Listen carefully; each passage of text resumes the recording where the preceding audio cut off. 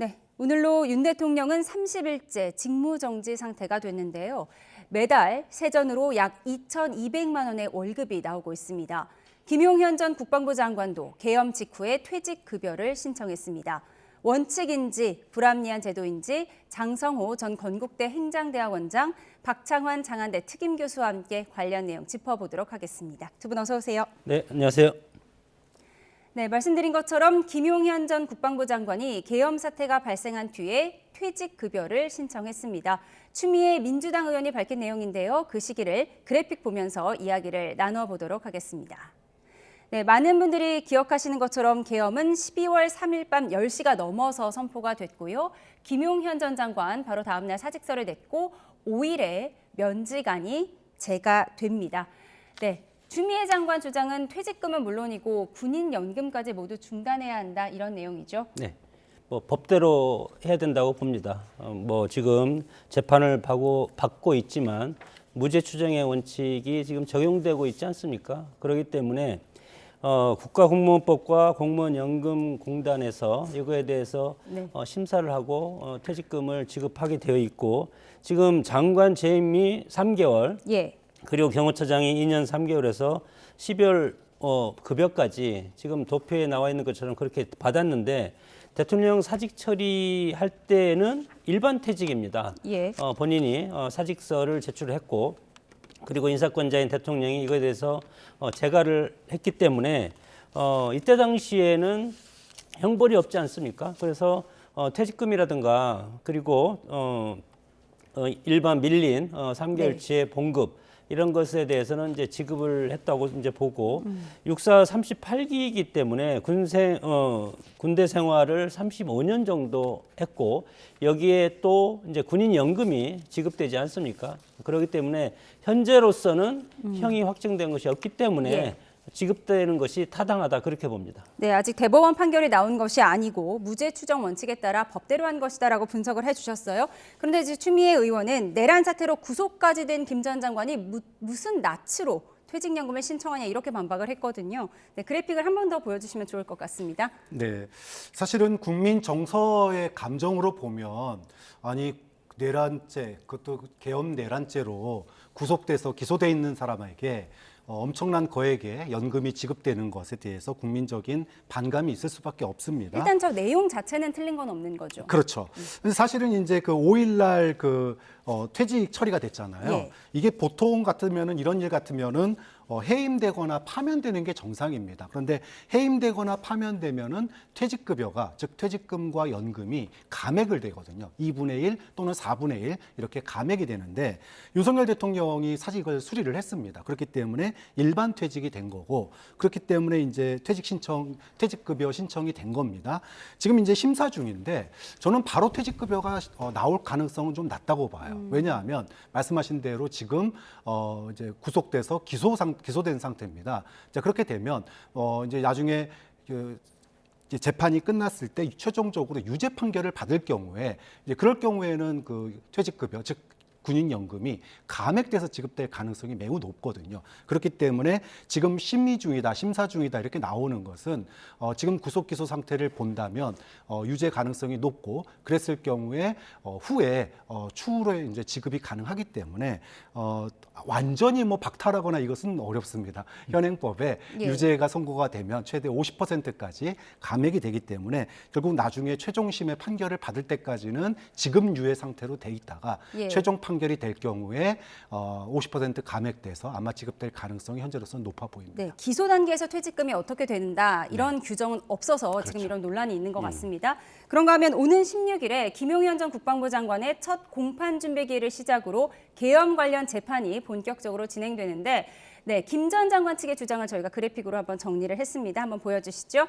내란죄 수사가 실질적 내란이다. 공소장은 오답 노트다. 이런 내용이에요. 네.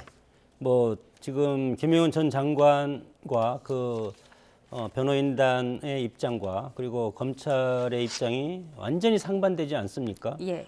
전부 부정한다. 여기에서 오늘 그래서 공소장을 전부 인정할 수 없기 때문에 기각을 해야 되고 그리고 지금 체포하고 구속해서 지금 조사하는 여러 가지 계엄 사령관부터 해서 또 경찰청장, 전 경찰청장이죠. 이런 서울경찰청장도 마찬가지고 이 사람들의 진술이 오염됐다. 오염됐다는 것은 사실이 아닌데 사실인 것처럼 본인이 살기 위해서 얘기를 했다. 그렇게 주장하고 있지 않습니까? 그렇기 때문에 김영현 전 장관은 이 계엄이라는 것은 헌법상의 대통령의 비상대권이고 통치 행위이기 때문에 이것에 대해서는 위법사항이 없다. 그래서 내란이 아니고 다만 국회에 들어가서 기물파손이라든가 이런 것은 일정 부분 계엄법 논란은 있지 않습니까? 그렇기 때문에 근본적으로 큰 틀에서 내란죄가 성립이 되지 않는다. 그렇게 주장하기 때문에 이것은 사실관계가 지금 첨예하게 붙어 있는 것 아닙니까? 그래서 법원에서 이거에 대해서 사실관계에 대해서 또다시 지금 기존의 검찰 조사에서 응했던 여러 가지 신문자들 이 사람들이 다시 증인 신청을 해서 검찰에서 재판부에서 재판정에서 이 사람들에 대한 증인 신청을 해서 증인을 듣고 그거에 대해서 법원에서 신중하게 판단을 해야 되기 때문에 상당히 오랜 시간이 걸릴 가능성이 크다고 봅니다. 김용현 전 장관이 처음으로 기소가 된 것이고요. 앞으로 군 수뇌부에 대한 재판이 줄줄이 이어질 것으로 보이는데요. 저희가 앞서 김 전 장관의 퇴직금 관련해서 이야기를 좀 나눠봤는데 윤 대통령의 올해 연봉도 올랐습니다. 직무정지 상태가 지금 한 달 정도 이어지고 있는데 약 2억 6천만 원 정도 지난해보다 3% 인상이 됐습니다. 이 역시도 법으로 정해져 있는 거잖아요. 원래 직무정지 상태에서도 월급이 나간다. 이 얘기는 우리가 많이 나눠봤는데 오늘 이제 정확한 수치가 나와서 조금 논란이 된 것 같아요. 이 무노동 유임금 원칙인데 어떻게 봐야 할까요? 그러니까 지금 이제 공무원 보수 규정에 따라서 이게 적용이 되거든요. 우리가 보통 공무원들이 휴직을 하게 되면 그 휴직한 기간 중에는 봉급이 감액이 되게 마련이죠. 또 직위기 회제가 되면 거기에 따라서 또 봉급도 일부 감액이 됩니다. 그런데 탄핵 소추에 대해서는 인사 규정의 내용이 없어요. 그래서 과거에 노무현 전 대통령이나 박근혜 전 대통령도 탄핵 소추가 된 그 기간 동안 뭐 30일, 60일, 그 한 달, 두 달 정도 됐었죠. 거기에 따라서 각각 이제 급여가 나갔었고요. 이번 정부 들어서서 뭐 국무위원들 중에서 탄핵되신 분들이 굉장히 많았는데 지금 재판을 그 탄핵 심리를 받고 있는 분들도 다 봉급을 받았습니다. 그런 점에서 이것에 대한 규정이 마련돼야 된다 이런 이제 여론이 있고 민주당에서 여기에 대해서 입법에 나선 것으로 보여요. 문제는 사실은 이제 과거에 우리가 공무원들, 특히 고위 공무원들이 탄핵이 된다라고 하는 거는 굉장히 드문 사례잖아요. 그렇기 때문에 법에서 그 드문 사례까지 모두 다 염두에 두고 법을 만들고 규정을 만드는 건 어려운 일이고 아주 예외적인 경우라고 봤는데 이제 이번에 누가 대통령이 계엄하고 내란할 줄 누가 알았겠습니까? 이제 그러다 보니 여러 가지 법리상의 논쟁점이나 문제점들이 드러나고 있는 거예요. 국민 정서에 과연 계엄과 내란을 일으킨 대통령의 급여가 지급돼야 되느냐 이 부분은 공무원 보수 규정에 보더라도 일종의 직위 해제거든요. 탄핵이라고 하는 것은 물론 최종적인 파면은 아니기 때문에 그렇다고 본다면 직위 해제에 준해서 직무정지 기간 중에는 일부 봉급이 감액돼야 되지 않느냐. 이게 이제 아무래도 좀 합리적인 이야기일 것 같습니다. 민주당이 안을 준비한다 그러면 뭐 최종 파면되지 않는 이상에야 급여를 안전히 뭐 안 줄 수는 없는 거고 특히나 이제 내란 같은 경우에는 조금 더 다른 거죠. 우리가 대통령이 내란을 벌일 거라고 누가 상상을 했겠어요? 근데 그런 경우에는 좀 더 강도 높은 처벌적인 조항이 들어가야 되지만 그것이 아닌 일반 직무정지 기간, 탄핵에 의한 직무정지 기간에는 직위 해제에 준해서 감액을 하는 게 좀 합리적으로 규정이 바뀌어야 될 부분이다 이렇게 봅니다. 말씀하신 것처럼 탄핵이 그동안은 드문 사례였기 때문에 우리 법이 모든 것을 대비하지는 못했는데 지금 현재 헌재 심판 계류 중인 탄핵 건수가 10건이잖아요. 이런 만큼 이제 국민 정서를 고려해서 이런 규정을 좀 세밀하게 손봐야 한다 이런 얘기도 나오고 있어요. 어떻게 보세요? 뭐 지금 이런 민주당에 의해서 주도된 탄핵이 벌써 30번 아닙니까? 이런 것들이 정상적이라고 보십니까? 저는 아주 비정상적이라고 보고 헌재에서 최근에 검사 탄핵과 관련해서 이 검사 탄핵을 왜 했는지 그 이유를 가져와라. 심지어 그렇게 지금 얘기하고 있지 않습니까? 무도한 탄핵이라고 생각이 들고 국정 발목 잡기 그 이상도 이하도 아니고 특히 헌법상에 이런 규정이 없는 것은 이런 것이 일어날 수가 거의 없다는 겁니다. 그렇기 때문에 이런 본국 규정이라든가 이런 것이 없지 않겠습니까? 이상민 장관을 처음 탄핵했을 때 우리 헌정 사상 첫 장관 탄핵입니다.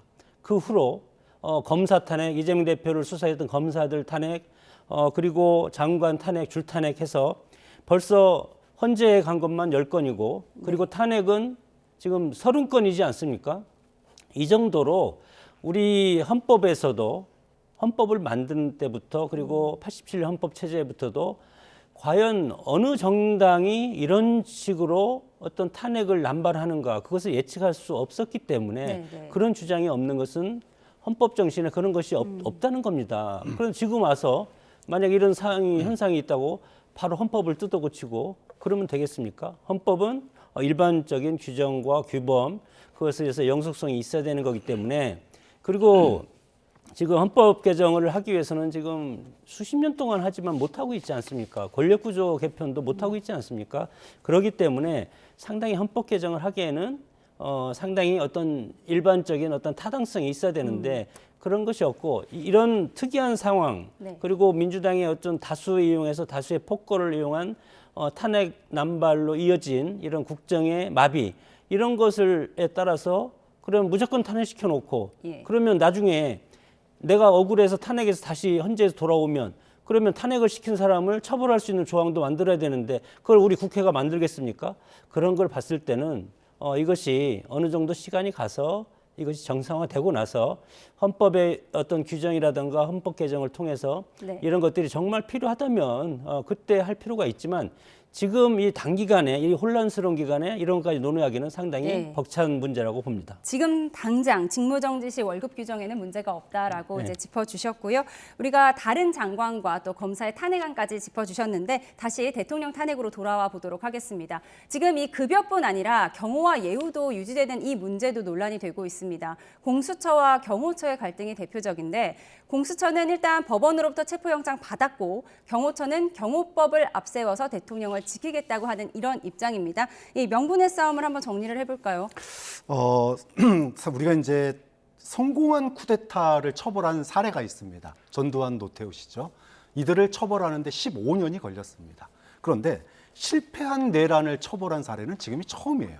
참 실패한 내란이 실패했으면 당연히 처벌을 받아야 되는 게 너무나 마땅하고 그것이 법에 의한 영장 집행으로 인한 뭐 구속이든 아니면은 체포든 체포, 구속 그리고 재판을 받는 게 너무나 당연한 절차입니다. 자, 그런데 법원의 영장보다 경호처의 경호법이 우선한다는 거를 참 대한민국 국민들이 납득을 못하고 있습니다. 지금 법원으로부터 체포영장이 발부가 나온 게 그냥 무턱대고 너 내란 실패했으니까 오라를 받아라 이게 아니잖아요. 국가수사본부 그다음에 공조본에서 수차례 출석 요구를 했음에도 불구하고 그 출석 요구를 갖다가 거부를 했기 때문에 지금 체포영장이 발부가 된 겁니다. 대한민국 역대 그 어느 대통령도 법원이 발행한 영장을 부정하거나 거부한 사례가 없습니다. 그 누구도 법원의 영장을 거부한 사례가 없습니다. 그런데 대한민국의 국가 질서를 또 대표하는 대통령이 그것도 아직 현직입니다. 파면당하지 않은 대통령입니다. 법원의 체포영장을 불법이라고 얘기를 하고 그런 시도를 내란이라고 얘기를 합니다. 참 국민들이 기가 막힐 노릇인데 그리고 그것을 보호하는 사람들이 경호처인데 이 경호법에 따라서 우리는 보호가 우선이다 이렇게 얘기를 합니다. 대한민국 국어사전에 경호라는 말을 다시 써야 될 정도로 국민들이 헷갈리고 있는 상황입니다. 대한민국에 다시 한번 말씀드리지만 법원으로부터 발행한 영장을 막을 그 명분은 그 누구에게도 없습니다. 경호처도 이걸 막을 명분이 없다. 실패한 내란을 갖다가 처벌하는데 경호처가 경호법을 가지고 막는다면 그 막는 경호원들, 경호처에 있는 공무원들은 경호관들은 결국은 공무집행방해, 특수공무집행방해로 엄단될 거다. 그 부분이 저는 국민들의 공감대를 더 얻을 거라고 봅니다. 네, 직무정지된 대통령에 대한 경호 문제를 짚어봤는데 윤 대통령이 헌법재판소 탄핵 심판의 첫 정식 변론기일인 오는 14일 화요일이죠. 불출석하겠다고 예고를 했습니다. 공수처와 경찰이 불법적으로 체포영장을 집행하기 때문에 신변 안전이 우려된다 이런 얘기인데 그러면 체포영장 문제가 해결되지 않는 이상 헌재에도 나가지 않겠다 이렇게 봐야 할까요?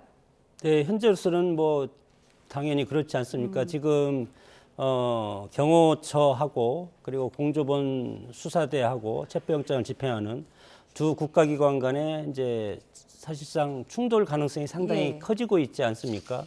한쪽에서는 이것이 불법이다. 한쪽에서는 법원에서 영장을 발부했는데 왜 불법이냐.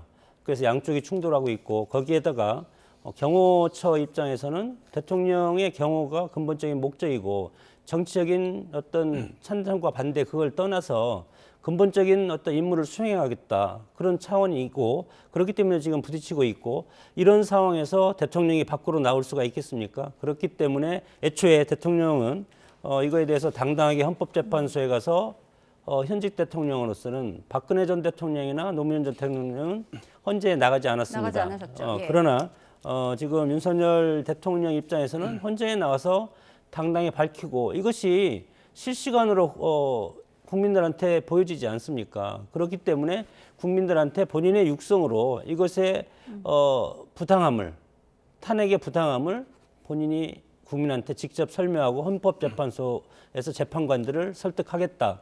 그렇게 했는데 지금 2차 체포영장 발부가 2주가 됐는지 3주가 아직 밀행성으로 예. 아무도 모르지 않습니까?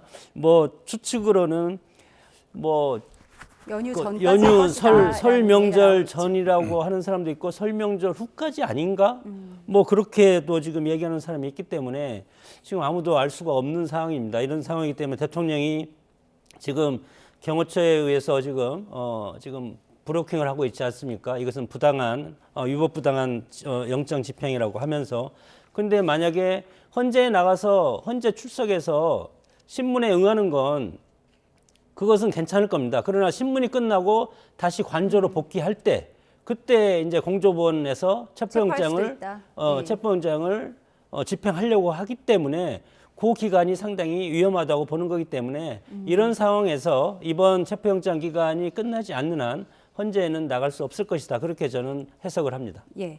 지금 변론 준비 기일, 변론 기일이 14일, 16일, 21일, 23일 그리고 2월 4일까지 5번 잡혀 있는데요. 언제 나와서 대통령이 직접 변론을 할 것인지에 관심이 집중되는 상황입니다. 그런데 이렇게 헌법재판소에 불출석하는 것과는 별개로 공수처의 2차 체포영장 집행은 임박했다는 평가가 계속해서 나오고 있는데요. 오동훈 공수처장의 발언을 먼저 듣고 와서 대담 이어가겠습니다. 차 영장 집행이 마지막 영장 집행이라는 그 비장한 각오로 철두철미하게 준비해서 2차 집행에 대해서는 목적을 달성할 수 있도록 공조본 차원에서 최선을 다하겠고 그런 부분에 대해서 최선을 다하겠습니다.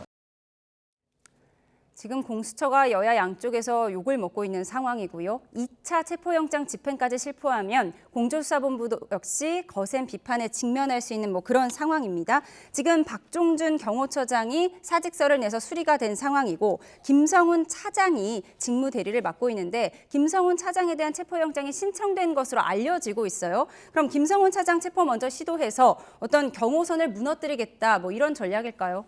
그렇죠. 원래는 이제 경호처장이 자진 출두를 하지 않았다면 아마도 2차 영장 집행 시도가 좀 빨랐을 것 같습니다. 그런데 영장 발부되고 나서 그 다음 날이었죠. 바로 경호처장이 갑자기 출두를 했어요. 그래가지고 오히려 공수본이나 경찰이 네. 좀 당혹스러웠는데 이게 도대체 무슨 의도일까? 이제 해석들도 분분했습니다.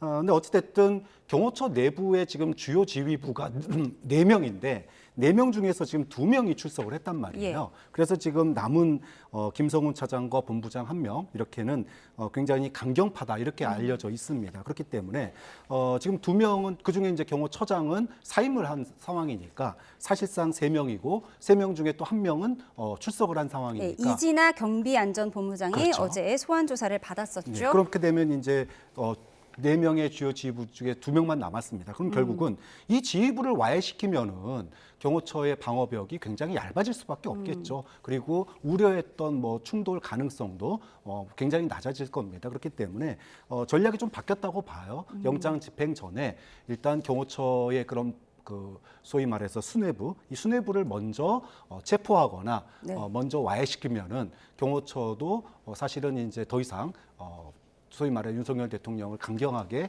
보호하는 일들이 줄어들 것이기 때문에 경호처의 저지를 무너뜨리기 위한 차장과 본부장에 대한 체포영장 집행 이것을 예. 우선하는 걸로 보여요. 그렇기 때문에 지금 경호본부장도 김성훈 처장도 내일 또 모레까지 이렇게 출석 요구가 돼 있는 상태 아닙니까? 그럼 결국은 거기에 요구에 응하지 않으면, 출석하지 않으면 김성훈 차장처럼 체포영장을 또 발부를 받을 거예요. 그럼 체포영장을 발부가 되면 그 체포영장 발부를 먼저 명분으로 내세워서 경호처 직원을 와해시키고 그것을 틈타서 결국은 대통령에 대한 체포영장 시도까지 갈 가능성이 있기 때문에 일단은 경호처에 대한 와해, 체포영장 집행 그리고 대통령의 체포영장 집행 이렇게 본다면 화요일이나 수요일 정도가 되면 체포영장 집행이 가능하지 않겠느냐 그런 시간표가 나오는 거죠. 예, 다시 한번 정리해 보면 경호처 수뇌부 4인방이 있고 박종준 경호처장은 이제 전 경호처장이 됐죠. 사직서를 내서 사직 처리가 됐고요. 이진아 경비안전본부장은 소환 조사를 받았습니다. 그리고 김성훈 경호처 차장과 이광우 경호본부장이 지금 대통령실을 지키고 있는 이런 상황입니다. 이 상황에서 김신 경호처 가족부장도 소환 통보를 받은 상황이에요. 그러면 지금 경호처 지도부를 와해시키겠다 이런 전략이 먹힐 걸로 보세요? 글쎄요. 경호처의 근본 목적은 대통령의 신변을 보호하는 물론 합법적인 그런 틀 안에서 보호하는 그런 임무가 있지 않습니까? 그렇기 때문에 무슨 뭐 박종준 처장이라든가 김성훈 차장이라든가 이광호 본부장이라든가 또 이진아 경비안전본부장이라든가 심지어 김신 가족부장 이런 분까지 해서 경찰에서 계속 불러서 소환 조사해서 이제 쉽게 말해서 보면 제가 보면 그렇습니다. 이런 위법이다. 당신들의 위법이기 때문에 경찰 조사받기 때문에 조심해라. 그리고 우리가 집행하러 들어갈 때 소위 말해서 저항하지 말라. 그런데 뭐 경호처 입장에서는 경호의 어떤 근본적인 어떤 경호법에 따라서 대통령의 신변을 보호할 그런 책임감이 또 있지 않겠습니까? 그렇기 때문에 길이 있는데 강대강 대치하는 것은 정말 국가적인 기관의 충돌하는 것은 이것이 지금 그 대통령 변호인단에 얘기했듯이 내전으로 갈 가능성이 상당히 큰 것 아니겠습니까? 오늘 변호인을 선임하지 않았습니까? 공수처에. 그렇기 때문에 변호인과 공수처가 충분히 협의를 해서 또 다른 방법이 있을 가능성이 있지 않겠습니까? 그렇기 때문에 협상에서 대통령이 출석할 가능성을 보시나요? 출석을 하든지 아니면 뭐 출장 가서 조사를 하든지 여러 가지 방법이 있지 않겠습니까? 그렇기 때문에 이렇게 지금 관저 앞에 한남동 주변에 수십만 명이 지금 모여서 지금 시위를 하고 있지 않습니까? 이런 때 만약 이렇게 해서 어떤 불상사라도 일어나면 이것이 트리거가 될 가능성이 상당히 크기 때문에 이런 것을 미연에 방지하는 것도 국가의 어떤 질서 유지하는 데 근본적인 목적이 있고 만약에 이분들이 다 정말 뭐 경찰에서 불러들여서 구속영장 청구하고 체포영장 청구하고 해서 자진 출두하고 이렇게 해서 4명, 5명이 없다고 하더라도 경호처 내부에서는 경호작전 실행 계획이 있지 않겠습니까? 그렇기 때문에 이 열흘이든 20일이든 이 기간은 뭐 본인들이 얘기하는 그리고 대통령 변호인들 얘기하는 어떤 불법적인 그런 체포영장이기 때문에 그것은 막겠다는 그래서 대치 기간이 상당히 길어지기 때문에 그 대치 기간이 길어진 만큼 국민적 불안이라든가 국민적 여러 가지 리스크 그리고 그런 것들이 상당히 커질 가능성이 있고 불안정성이 확실하게 커져가지고 이것이 또 다른 어떤 측면에서의 파생되는 리스크가 발생될 가능성이 있기 때문에 지금이라도 여러 가지 제3의 방식 이런 것들을 논의했으면 좋겠다. 저는 그렇게 생각이 듭니다. 대통령 측과 공수처가 소환 조사에 대해서 협상을 할 가능성이 있다. 그렇게 되면 뭐 경호처도 더 수월하게 진행할 수 있을 거다. 이렇게 분석을 해주셨는데 그런데 공수처가 2차 체포영장 집행 과정에서 수사팀 내에서 부상자가 발생할 경우에 경호처에 민사상 손해배상 소송을 검토하고 있다. 이렇게 밝혔는데 이게 또 하나의 압박카드가 될 수 있을까요? 저는 굉장히 큰 압박카드가 될 거라고 봅니다. 지금 경호처장이 일단 사직을 하면서 또 본부장 한 분도 이렇게 조사를 받으러 나오지 않았습니까? 이것이 이제 불법 행위라고 하는 부분에 대한 경호관들의 불안감도 굉장히 높은 상황이에요. 사실은 이 특수공무집행 방해가 되면 뭐 공무집행 방해도 마찬가지지만 이분들이 경호관입니다. 공무원이에요. 예. 그럼 결국은 이후에 연금을 바라보고 사는 인생들인데 우리가 앞서서 뭐 잠깐 살펴봤습니다마는 나중에 유죄 판결을 받게 될 경우에 연금에 불이익이 생깁니다. 굉장한 타격일 수밖에 없죠. 이거는 이제 형사상 조치에 따른 건데 이것 플러스 이 과정에서 영장 집행이 합법인데 이거를 불법적으로 영장 집행을 막으면은 형사상의 불이익은 당연히 따르는 거고요. 예. 여기에다가 이제 형사들 경찰들이 다치거나 또는 이제 그것을 장애물들을 치우는데 또 돈이 들어가지 않습니까? 네. 이것을 갖다가 민사소송까지 하겠다라는 거예요. 예. 자, 그렇게 되면 형사상으로 연금의 제약을 받는 것뿐만 아니라 자신의 재산까지도 침해를 받는 재산까지도 압류가 되거나 벌금을 내야 되는 그런 상황이 됩니다. 자, 이렇게 되면 일선 경호관들이 굉장히 흔들릴 수밖에 없는 거죠. 저는 그런 측면에서 공수처가 굉장히 정말로 위아래 할 것 없이 지금 이제 굉장히 압박 카드를 갖다가 여러 개를 활용하고 있고 실제로 국회에 계엄군이 들어왔을 때 그 계엄군의 소극적 행위가 사실은 조기에 계엄 해제를 하게 된 결정적 계기였던 걸 본다면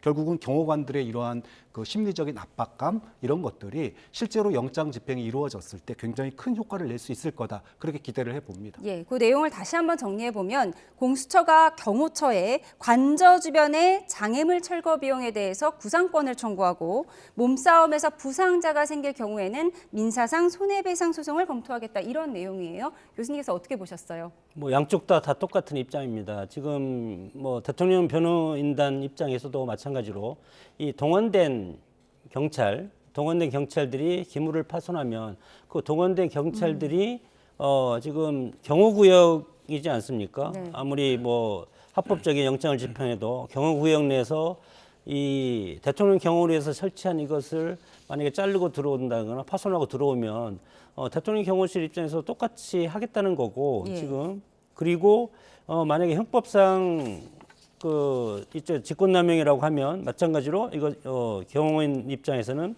불법 체포 감금죄라든가 예. 직권남용 권리행사 방해죄 이런 걸로 또 맞고발을 하기 때문에 지금 이것이 뭐 우리가 자유민주 체제에서는 법과 제도에 따라서 움직이는 시스템 아니겠습니까? 예. 그렇기 때문에 헌법적인 테두리 내에서 법을 지키면서 해야 되기 때문에 상당히 이 혼란스러운 기간에 국가기관이 충돌함에 있어서 이것이 다시 파생된 본질은 A인데 엉뚱하게 B, C, D, E, F 이런 정도로 나간다는 것은 그만큼 혼란이 극대화될 가능성이 상당히 크기 때문에 이렇게 폭력은 또한 새로운 폭력을 낳고 또한 새로운 문제를 낳고 이렇게 되면은 나라가 지탱하기 상당히 어렵습니다. 그래서 이런 것들을 법을 집행하는 입장, 공수처라든가 이런 법을 집행하는 입장에서 이것을 갈등을 최소화하는 방법의 제3의 어떤 방안을 선택해서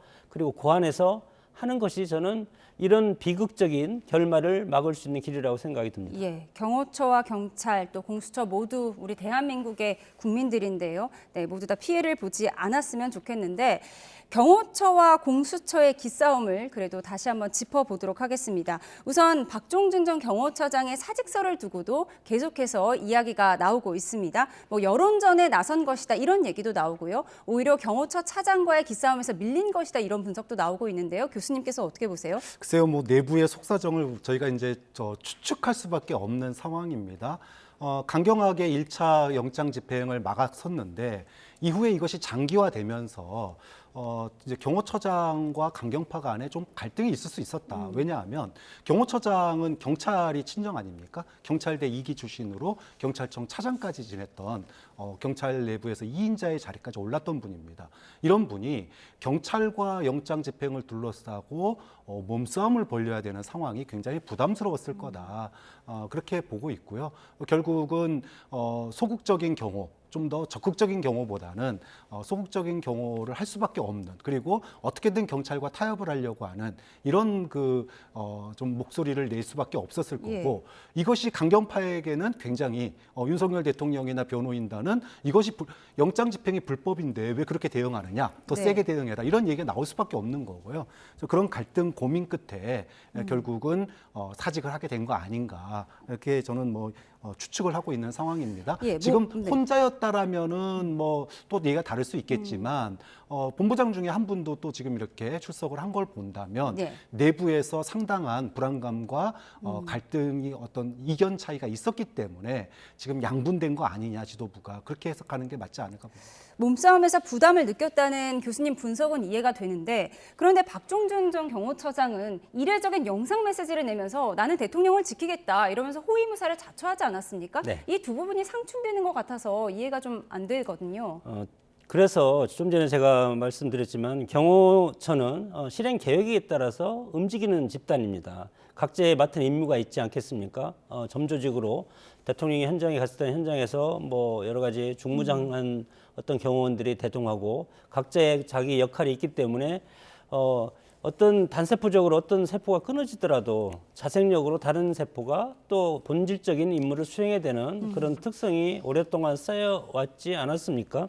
그래서 뭐 일종의 뭐 일각에서는 이것이 2대2 갈등 설이 이제 있는데 저는 갈등은 아니라고 보고 갈등은 아니다. 예, 전략적인 후퇴라고 생각이 듭니다. 그리고 경호처장 입장에서 만약에 체포영장이 발부돼서 들어오면 체포를 당할 수밖에 없지 않습니까?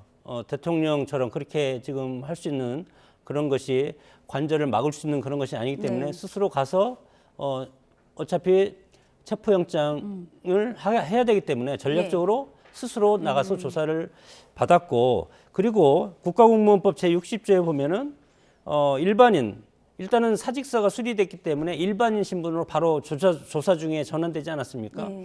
이럴 때는 비밀 유출 금지가 있습니다. 그렇기 때문에 국가공무원법 제60조에 따라서 내가 박정준 경호처장이 전 경호처장이 경호처장 할 때 내가 했던 경호와 관련된 일체의 것은 나는 얘기할 수가 없다. 그런 식으로 아마 얘기를 했을 것이고 그리고 또한 이것이 우리가 그 체포영장을 거부하는 것이 아니고 경호 입장에서는 경호처장 입장에서는 이것이 그것이 아니고 대통령 신변을 경호하기 위한 최소한의 역할을 우리가 할 뿐이다. 그렇기 때문에 1차 조사, 2차 조사에서 그동안에 나오지 않았습니까? 물론 이것이 또 구속영장 청구는 할 수도 있겠지만 그럼에도 불구하고 이것이 갈등이라든가 예. 그런 것은 아니었다고 생각이 듭니다. 예, 균열이 아니라 전략적인 후퇴였다라고 짚어주셨어요.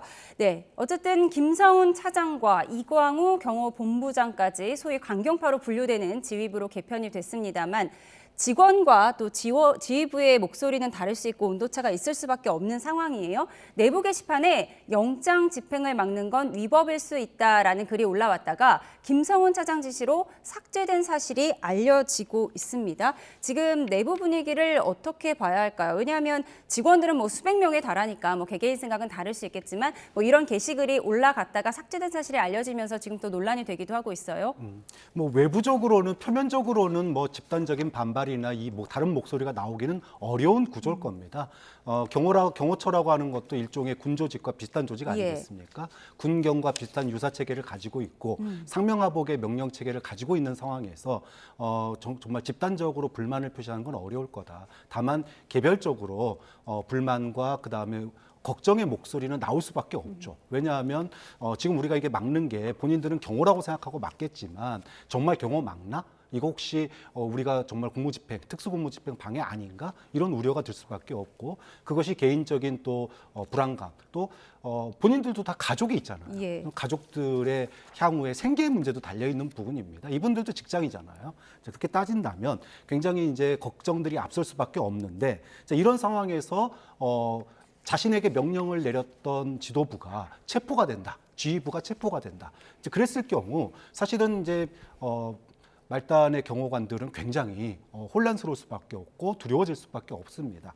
사실은 이것 때문에 지금 공수처가 경호처 지휘부를 와해시키기 위한 체포영장 발부에 나선 거 아니겠습니까? 이런 거는 뭐 실질적으로 있을 수밖에 없고 이분들의 미래까지를 고려한다면 여기까지 상황이 오면 안 됐다. 윤석열 대통령이 출석해서 조사를 받는 게 당연했고 지금이라도 영장 집행을 해서 경호처 직원들이 이런 불안을 느끼지 않도록 해주는 게 최소한의 도리가 아닌가 생각이 듭니다. 예, 경호처 내부 상황을 짐작을 해봤는데요. 경찰 내부도 동요가 감지되고 있습니다. 공수처가 1차 집행을 실패해놓고 왜 경찰이 동원돼야 하느냐, 여야의 정치 싸움에 왜 경찰이 휘말려야 하느냐, 이런 불만의 목소리가 노출되는 것 같은데요. 어떻습니까? 제가 항상 얘기하지만 법과 제도에 따라서 체포영장 집행은 공수처 검사하고 수사관이 한 50명, 30명이 가면 되지 않습니까? 과거에도 그렇게 했습니다. 그런데 기동대 동원하고 또 일각에서는 무슨 헬기까지 동원하고 그렇게 되는 것이 상당히 저는 소설을 쓰는 거고 국민적 불안을 가중시키는 그런 요소가 되고 있고, 경찰, 동원되는 경찰도 마찬가지 아니겠습니까? 한남동에 한번 가보면 수많은 경찰들이 어디서 왔어요? 그러면 저 지방에서 지원 나왔다고 그럽니다. 그럼 지방 치안은 어떻게 될 것이며 각각의 경찰 관할구 얘기했지 않습니까? 그리고 수사관들도 마찬가지로 지금 마약, 강력범, 민생사범 네. 이런 것들이 얼마나 판을 치고 있습니다. 특히 마약 같은 건 상당히 중요한데 이런 수사관들을 동원해서 체포영장 집행하는 데 쓴다는 것이 우리 정치의 후진성을 드러낸다고 상당히 보고, 용산 대통령 변호인단에서 분명히 경고하지 않았습니까? 만약에 경찰들이 동원이 돼서 체증이 돼서 나중에 이 사태가 끝나고 나서 불법 체포 감금죄라든가 직권남용 권리행사 방해죄로 모두가 다 위법 처리하겠다. 예. 이렇게 지금 경고하고 있기 때문에 경찰도 경찰 나름대로 들어가서 하면 나중에 본인들도 만약에 이것이 위법으로 밝혀지면 본인들 연금도 마찬가지입니다. 그렇기 때문에 똑같기 때문에 이것이 설령 경호처와 경찰이 무력 충돌을 일어나거나 일어나지 이런 충돌이 없다 하더라도 네. 이 법적인 것은 이 사태가 끝나고 나서도 오랫동안 여기에 동원된 사람들끼리 책임져야 할 부분이기 때문에 이런 리스크를 우리는 위에서 합리적인 방안으로 할 수 있지 않겠습니까? 예. 그렇게 해서 미연에 방지해야 된다고 봅니다. 추운 날씨에 경호처와 경찰 모두 고생하고 있는 상황인데요. 저희가 마지막으로요, 요 주제 짧게 두 분과 나눠보도록 하겠습니다. 가수 나훈아 씨의 마지막 공연이 펼쳐지고 있는데, 나훈아 씨가 공연 도중에 팔을 걷어 올리고 왼쪽 너는 잘했냐, 이런 얘기를 했어요. 여야 모두 질타하는 상황이었는데 이 부분에 대해서 어떻게 들으셨어요? 글쎄요, 저는 나훈아 씨가 오늘 은퇴를 하고 있는, 공연을 하고 있는 상황인데 이런 얘기로 본인이 이제까지 쌓아왔던 국민들의 사랑이 반감되는 게 굉장히 안타깝습니다. 하지만 할 얘기는 해야겠는데, 강도에게 피해를 입은 사람에게 너는 그러면 얼마나 잘했냐라고 얘기하는 것과 다를 바가 뭐 있냐. 결국은 양비론이라고 하는 거를 쓸 때가 있고 안 쓸 때가 있어요. 우리가 국회에서 정쟁하는 거는 양비론을 쓸 수 있습니다. 하지만 내란입니다. 그리고 그 내란에 대해서 사법 처리를 하는 거예요. 법원에 영장을 집행하는 겁니다. 이때 이걸 가지고 피해자에게 너는 잘한 게 뭐 있냐라고 얘기를 한다면 대한민국의 국헌은 문란해지고 사법의 정의는 사라지고 말 겁니다. 그런 점에서 굉장히 부적절한 발언이었다라고 평가하고 싶습니다. 네. 어머니가 형제끼리 싸웠을 경우에 형제 모두 혼냈다라고 하면서 여야 모두 질책하는 발언이었는데, 탄핵이든 뭐든 다 좋은데 먹고 사는 문제, 경제 문제, 국방 문제 신경 써라, 이렇게 질책했다고 해요. 오죽하면 이런 말을 하겠습니까? 저는 타당한 일리 있는 그런 정치권을 질타하는, 우리 정치가 삼류 정치 아니겠습니까? 지금 하는 거 보십시오. 대통령한테는 비상대권으로 비상계엄이 있고, 국회의원한테는 비상대권으로 탄핵이라는 것을 우리가 줬습니다. 그것은 우리 국민이 헌법을 만들 때 그렇게 준 겁니다. 그래서 양쪽에 썼는데 양쪽 다 비판받고 있지 않습니까? 그렇기 때문에 지금 정말 저도 나훈아 씨의 노래도 좋아하고 그렇게 하지만 이런 어떤 표현의 자유는 있지 않습니까? 좌도 나쁘고 우도 나쁘고, 그러니까 정치권은 똑바로 해서 좀, 나는 이제 은퇴를 하지만 똑바로 해서 우리가 좀 편하게 먹고 살 수 있는, 그렇게 좀 편안한 안정적인 그런 나라를 만들어 달라, 그런 덕담이기 때문에 이것을 또 우리는 너무 자극적으로 지금 노출이 돼 있어서 한 말을 자꾸만 예를 들어 보수 쪽에 얘기를 하면 진보 쪽에서 막 쳐들어가서 이렇게 하고, 진보 쪽에서 무슨 말 보수 쪽에 또 쳐들어가서 또 얘기하지 않습니까? 그런 것보다도 지금 여러 가지 지금 카톡 전용기 의원 카톡 문제도 지금 심각하게 지금 대두되고 있지만 국민들은 누구나 다 정치권을 질타할 수 있는 표현의 자유가 있다. 그래서 이것은 각자 판단하는 겁니다.